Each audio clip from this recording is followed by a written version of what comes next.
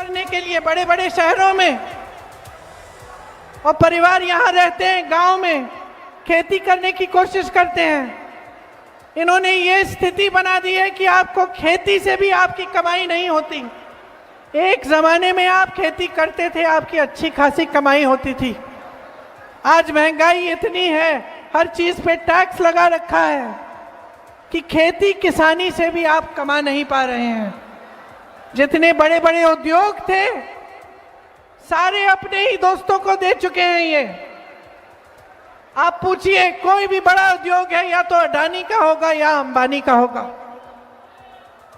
जो देश की संपत्ति थी, आपकी संपत्ति थी, उससे आपको रोजगार मिलता था। आपको याद होगा, जो बुजुर्ग हैं यहां बताएंगे आपको, एक जमाने में जो सरकारी नौकरी होती थी उसके लिए सब दौड़ते थे। सबको वही नौकरियां चाहिए होती थी क्योंकि उसमें पेंशन मिलता था, पूरे जीवन के लिए सुरक्षा मिलती थी। आज क्या परिस्थितियां हैं? निजीकरण हो गया है, सब ठेकेदारी पर हो रहा है, सारे काम, छोटे से छोटा काम ठेकेदारी पर हो रहा है। और जितनी भी बड़ी सरकारी कंपनियां थी वो सब मोदी जी ने अपने दो दोस्तों को दे दी हैं, पकड़ा दी हैं। तो यहां आते हैं ना, मंच पे खड़े होकर 20 साल सरकार चलाने के बाद, बिहार की प्रदेश सरकार 20 साल चलाई, फिर मंच पर आते हैं और बात करते हैं कि हम रोजगार देने वाले हैं, 1.5 करोड़ रोजगार देंगे। तो दिया क्यों नहीं? 20 सालों से दिया क्यों नहीं? बेवकूफ समझ लिया क्या जनता को? बड़े बड़े वादे करेंगे चुनाव के समय और एक भी वादा पूरा नहीं होगा। महंगाई कम करने की बात करते थे, महंगाई बढ़ गई है। रोजगार की बात करते थे, कौन सा रोजगार दिया? बड़ी बड़ी कंपनियां सारी बेच दी, खेती किसानी से कमाने लायक ही नहीं छोड़ा किसी को। छोटे छोटे जो व्यापार थे, जो छोटे दुकानदार थे, जो छोटे बिजनेस थे, उनको खत्म कर दिया।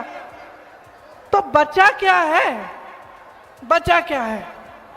और कुछ नहीं बचा है इनके हाथों में, कुछ नहीं करेंगे, क्योंकि जो आपका था वो सारा इन्होंने अपने दोस्तों को दे दिया है।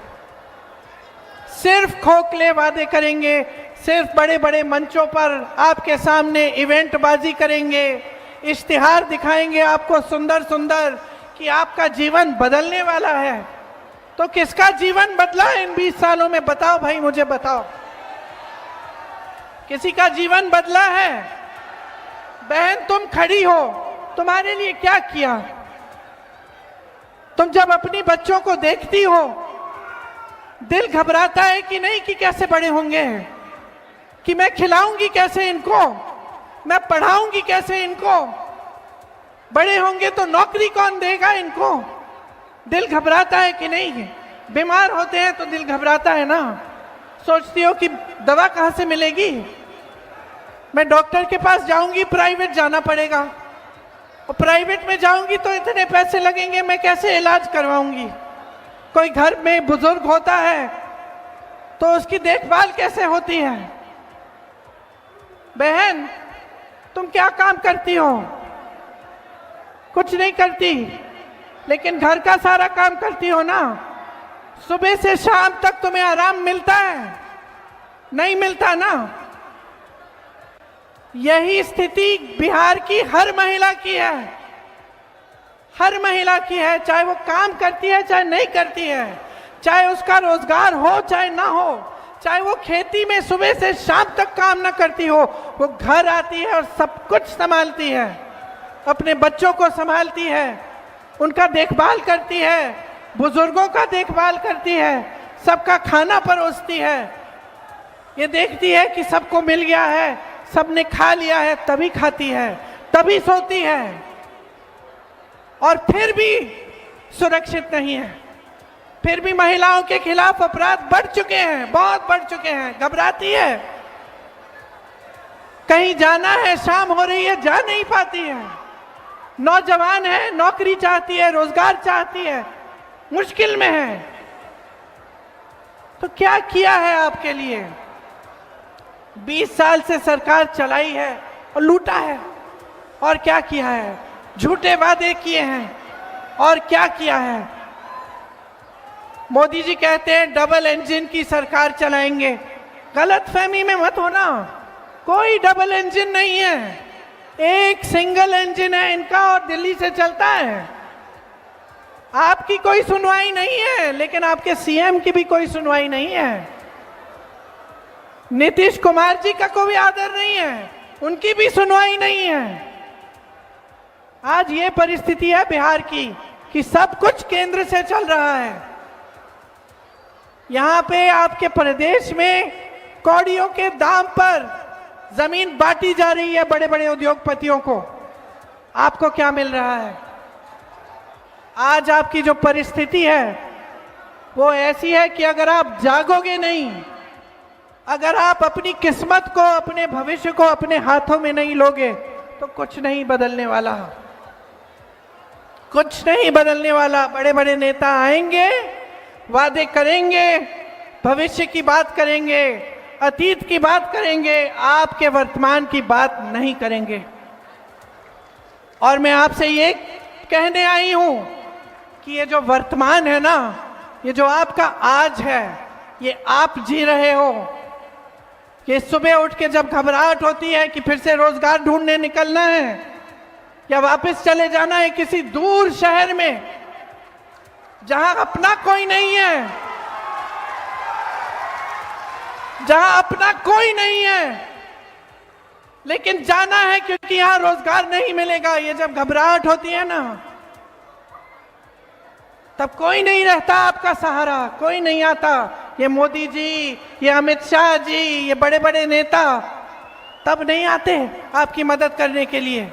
यहां उन्होंने बिहार की जो परिस्थिति बनाई है उसमें से अगर आपको निकलना है तो आपको बदलाव लाना पड़ेगा।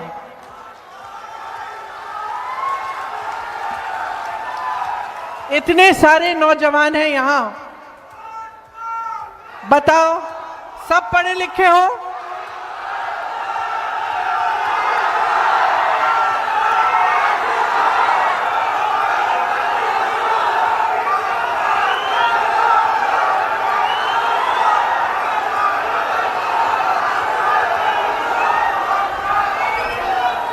आपको मालूम है वोट चोर क्यों हैं ये लोग? क्यों?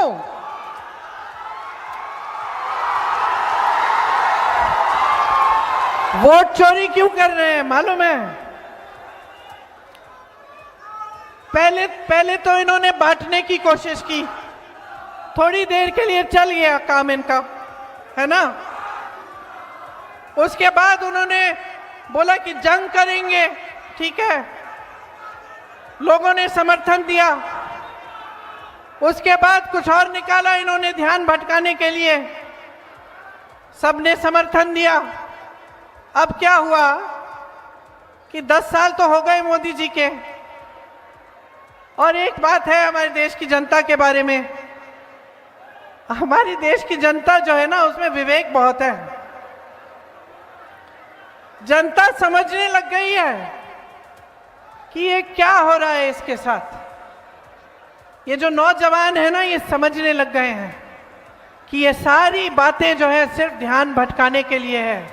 कोई इनकी रोजगार की बात नहीं कर रहा है, कोई शिक्षा की बात नहीं कर रहा है, कोई महंगाई घटाने की बात नहीं कर रहा है, कोई उद्योग